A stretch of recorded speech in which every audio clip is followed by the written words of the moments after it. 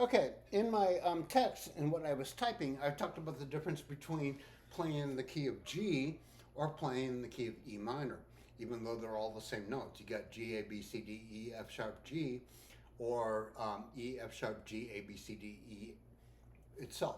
Um, the notes are all the same, but the way they sound together, the way they relate to each other with their with the tones and the semitones, the intervals you're playing, makes a completely different emotional impact on what you're playing and how it's going to be sounded. Okay, sorry, my microphone doesn't like to work. So this is your G scale.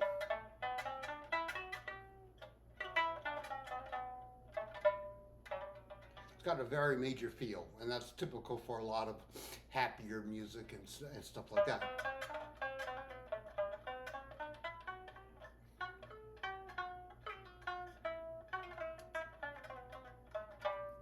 So if that's the key I'm soloing in, like I talked about, I'm going to start on the five.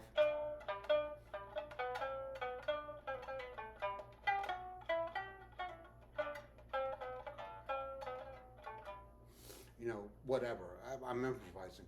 Now I'm going to drop that down to the what's called the relative minor, which is the Aeolian mode, as I mentioned in my text, or the minor key. So that's the key of E. I mean, that's my E.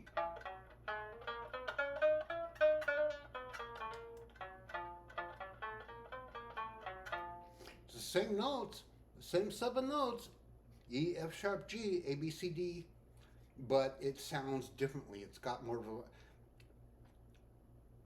a minor feel. It's got more of a darker feel, a more melancholy sound.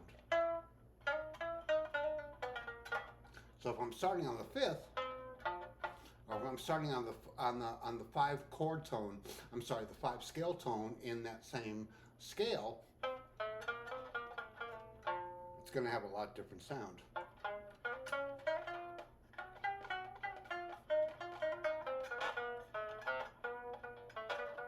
Sorry, I'm playing terribly.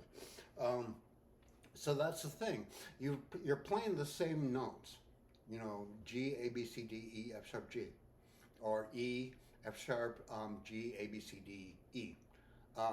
The notes are the same, but because you're starting from a different point of reference and the notes relate to themselves different or to each other differently, you've got a completely different emotional feel in the music, and that's just in the melody.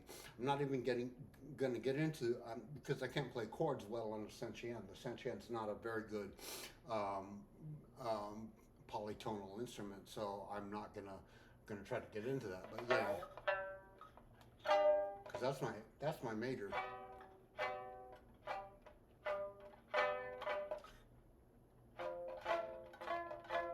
Sorry, it's hard to do on the Sentian. The Sentian is really not designed to play play chords on.